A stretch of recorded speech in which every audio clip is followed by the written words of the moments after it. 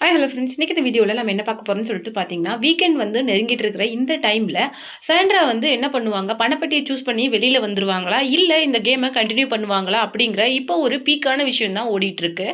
எல்லாரும் என்ன சொல்றாங்கன்னு சொல்லிட்டு பார்த்தீங்கன்னா, சோஷியல் மீடியாவில் பிரஜின் வந்து என்ன பண்ணிட்டு இருக்காருன்னா, வெளியில் வெயிட் பண்ணிட்டு இருக்காரு. கார் டாஸ்கில் கமருதீனும் பார்வதியும் சேர்ந்து சாண்ட்ராவை கிக் பண்ணி வெளியில் தள்ளினதுக்கு அப்புறமேலு இப்போ வெளியில் பப்ளிக்கில் இந்த இந்த விஷயம் வந்து எந்த அளவுக்கு இருக்குது அப்படின்னு சொல்லிட்டு பார்க்குறாரு.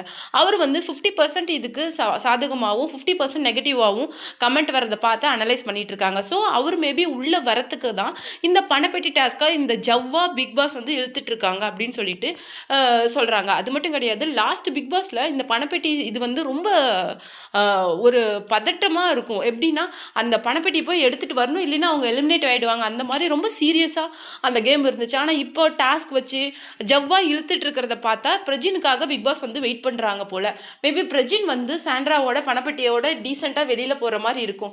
ஏன்னா ஓட்டிங்கில் கூட லாஸ்ட்டாக தான் இருக்காங்க சாண்ட்ரா. கிட்டத்தட்ட அவங்க வந்து ஒரு 15,000 ஓட்ஸ் வாங்கி லாஸ்ட்டாக இருக்காங்க, 5th பிளேஸில் இருக்காங்க.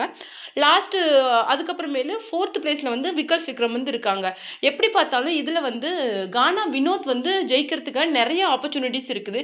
ஏன்னா கானா வினோத்தும் சரி, சபரியும் சரி, அந்த கார் டாஸ்கில் இவங்களுக்கு சப்போர்ட் பண்ண விதமாக இருக்கட்டும், கம்ருதீன் வெளியில் போகும்போது கானா வினோத் வந்து கம்ருதீனை நான் உனக்காக தான்டா பேசுகிறேன், உனக்கு அது புரியுதா அப்படின்னு சொல்லி அவரை ஒரு அவ்வளோ அழுது அவரை தேத்தனதாக இருக்கட்டும், அவ்வளோவும் அவருடைய ஹியூமனிட்டியை வந்து காட்டுச்சு. அது மட்டும் இல்லாமல் சபரி வந்து சாண்ட்ரா விஷயத்தில் நடந்துக்கிட்ட விஷயம் எல்லாமே அவ்வளவு ஹியூமனிட்டியோடு இருந்ததுனால அவங்க 2 பேரும் இந்த பிக் பாஸ் டைட்டிலை வின் பண்ணுறதுக்கு நிறைய சான்சஸ் இருக்குது அப்படின்னு சொல்லிட்டு சொல்கிறாங்க. அது மட்டும் கிடையாது, சாண்ட்ரா வந்து இந்த பணப்பட்டியோட அவங்க வெளியில் போயிடுறது ரொம்ப டீசெண்டாக இருக்கும். ஏன்னா கண்டிப்பாக இந்த வீக்கெண்ட் வந்தால் எவிக்ட் ஆகிறது சாண்ட்ரா ஆக மட்டும்தான் இருக்கும் அப்படின்னு சொல்கிறாங்க. அது மட்டும் கிடையாது, இப்போ வந்து அந்த பழைய கண்டஸ்டன்ஸ் வியானா இருக்கட்டும், அப்சரா இருக்கட்டும், எல்லாரும் என்ன சொல்கிறாங்கன்னு சொல்லிட்டு பார்த்தீங்கன்னா, இந்த சீசனில் இப்போ இருக்கிறதுக்கு யார் இவ்வளோ தூரம் வந்ததுக்கு தகுதியே இல்லாதவங்க அப்படின்னு சொல்லிட்டு பார்த்தா அது சாண்ட்ரா தான் அப்படின்னு சொல்லிட்டு அப்சரா இருக்காங்க. ஏன்னா அப்சராலாம் அவ்வளோ கைண்ட்னஸ், செம்ம ஒரு நல்ல ஹியூமன் பீயிங் அவங்களாம்.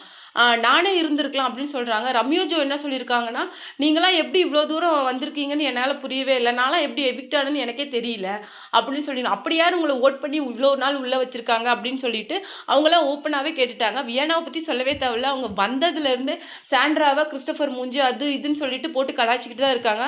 அது மட்டும் இல்லை, பிரஜின் வந்து ரீஎன்ட்ரி கொடுப்பாரு அப்படிங்கிறத வியானா மறந்துட்டு சாண்ட்ராவை பற்றி இப்படி பேசுகிறாங்களோ அப்படின்னு நினைக்குது. நீங்கள் இதை பற்றி என்ன நினைக்கிறீங்க அப்படிங்கிற உங்களோட கமெண்ட்டை மறக்காம நம்ம கமெண்ட் பாக்ஸில் கொடுத்துருங்க.